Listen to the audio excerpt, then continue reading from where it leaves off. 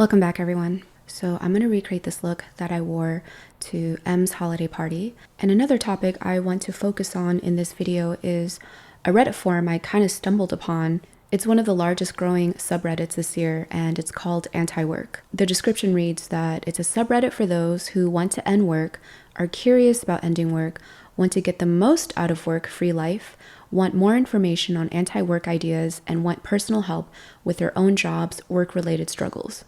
I was so curious about this subreddit, and I just went down like this rabbit hole, and I was reading so many different stories and comments and discussions that I think are actually very important, and we should talk about it. It's definitely going to be a long video, but I hope you can follow along with me and just relax and listen in. So before I do anything, I like to get myself in the mood when I'm doing my makeup. It's like my self-care time, and I'm going to light a candle. This is from one of my favorite brands called CIRE TRUDON. It's a beautiful French candle brand, and they have a crazy history. I think it's over 200 years old, and I've had this for over a month, and it still is more than halfway full. It's pretty expensive, but the quality and the artistry of these candles are just phenomenal. So highly recommend for any Christmas gifts if you want to splurge and give someone the best quality candle. Oh, it smells so good already. So first, I'm going to quickly just apply some artificial tears into my eyes because they're dry and I've been straining so much. So I'm playing so much League. This just helps refresh my eyes. And again, lip cushion, so that near the end when I'm doing my lip look and I'm finishing off, it's not crusty or anything. It just lays down nicely. Of course, my tried and true always is eye cream. Just to keep my blackheads and my pores clean, I'm just adding a little touch of Kate Somerville's Anti-Bac. It's powered with gentle benzoyl peroxide that doesn't dry out my skin. So I concentrate around here and I just rub it in. And I've noticed that my pores, they just look cleaner ever since I've been using this. I wish I knew about this a long time ago, but better late than never, right? And then because my skin is just unbearably dry, I'm gonna go with my tried and true La Mer. This is their traditional moisturizing cream. So it's a very thick, rich cream. So I like to just work the product in my hands and warm it up to the point where you don't even see it, because you don't really need that much.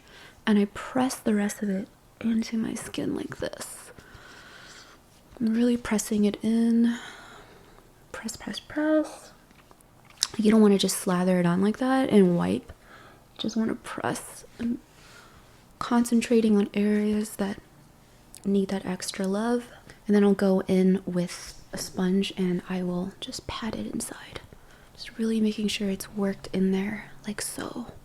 Very nice. Okay, so my skin feels better. So now I'm going to use a face primer.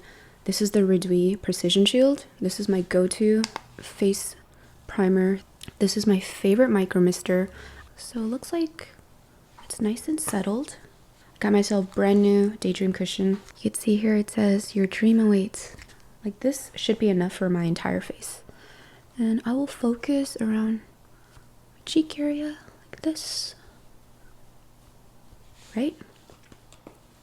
And then just gonna work the rest of it into my skin. I was really curious. I put out this Instagram poll asking people if they were happy with their work, if they like their job. So half of my audience, they like their job, and the other half, they don't. But I received a few DMs from people who are having just like a really tough year. One message is from this person who I will keep anonymous, and this was their message to me. I feel like I'm a mess, a jobless mess. I left my job because it was making me feel miserable and triggering my anxiety, and now I don't know what to do.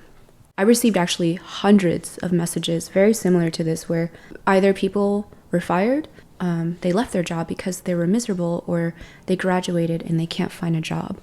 We're seeing that there is a shift where people are reevaluating their lives. This unhealthy mindset of being productive and staying busy and always being busy. And if you're not busy, then you're not being productive. Then that means you're useless to society, which I think is very harmful, and that's not necessarily true. I'm a huge believer in working smarter, not harder, and a lot of people are just waking up.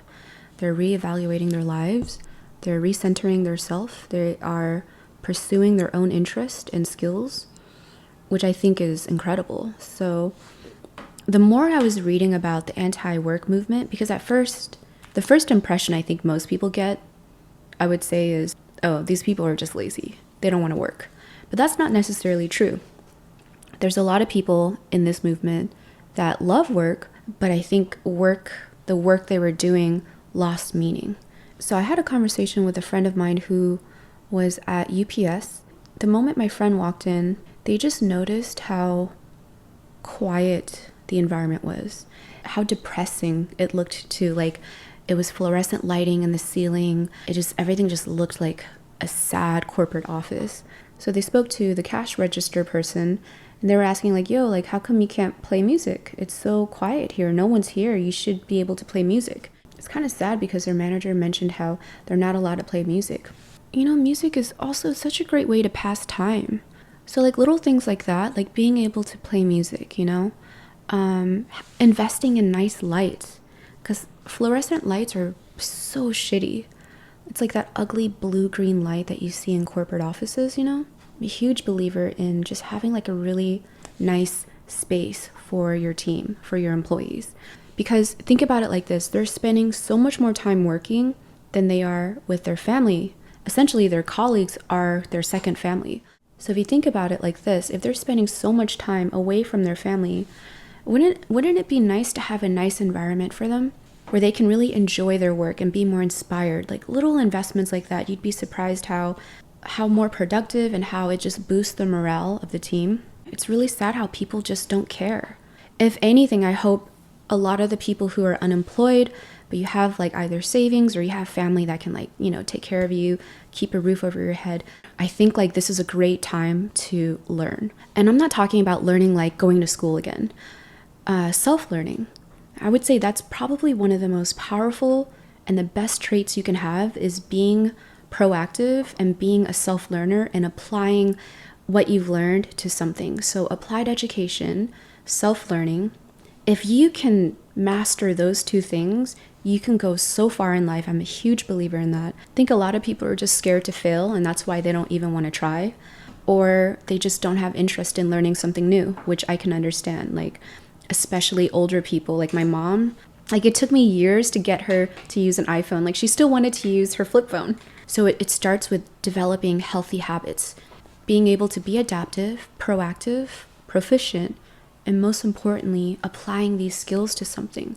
This is something I look for when I'm hiring someone, is I don't care about your resume. I don't care where you went to school or any of that. I care about if you can manage yourself, you can work with a team, and most importantly, you're proactive. I shouldn't have to like chase after you to do things. What am I going to do? Okay, so I'm going to quickly blush my eyes, if that makes sense. So not like really applying a lot of eyeshadow, just kind of giving my eyes more color, my cheek more color. So I'll show you what I mean. I'm going to be using first So Soft and Pearl Tea. These are cream blushes.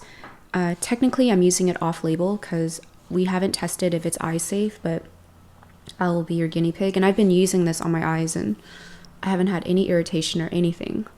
Hi again. I had to take a break because there's literally a leaf blower right next to me, and it would have been impossible for you to hear me, but I was in the middle of blushing my eyes using Pearl Tea and So Soft. Lining my eyes using brown. Just any brown shade is fine, will work. Back to the topic of anti-work. Something else that caught my eye when I was reading a lot of different discussions, taking time off. Taking time off is so important for anyone. It gives people a chance to reset so that when they come back, they're more fresh, they're more invigorated, because we're human. We're not meant to just work 24/7 and be mindless work robots. Just from what I'm reading, it just seems like a lot of management, they lack empathy. They lack empathy for their employees when they're asking for time off or they're having issues with bills, and the fact that there's a lot of people who are struggling paying rent. And I don't even think that's a huge request, giving time off. I really don't.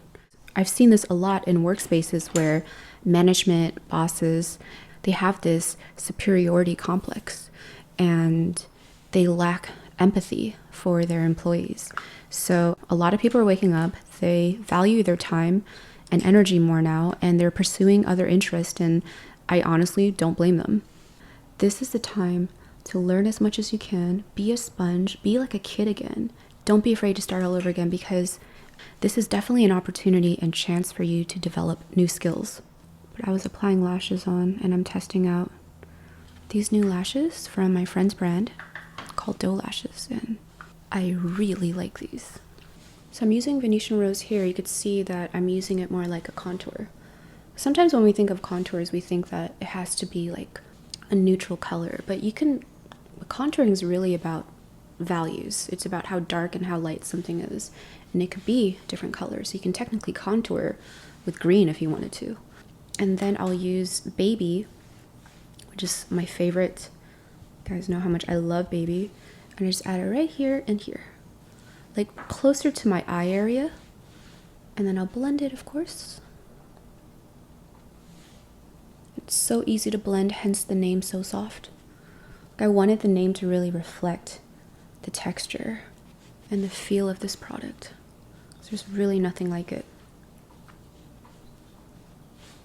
And then I'm going to add a touch on my nose. Such a cute color. Like that. And I'm going to blend. And now I'm going to contour using So Soft in Terra. I'm just going to use a blending brush. I'm going to buff it in. And I'm just going to do it here and here, and that's it. The rest I'm just going to buff. Gently just really diffuse the shadow. You don't want to look like you have war paint on your face. I mean, unless that's your style, you know, to each their own. But I'm just going to... Okay, and then contour under the nose.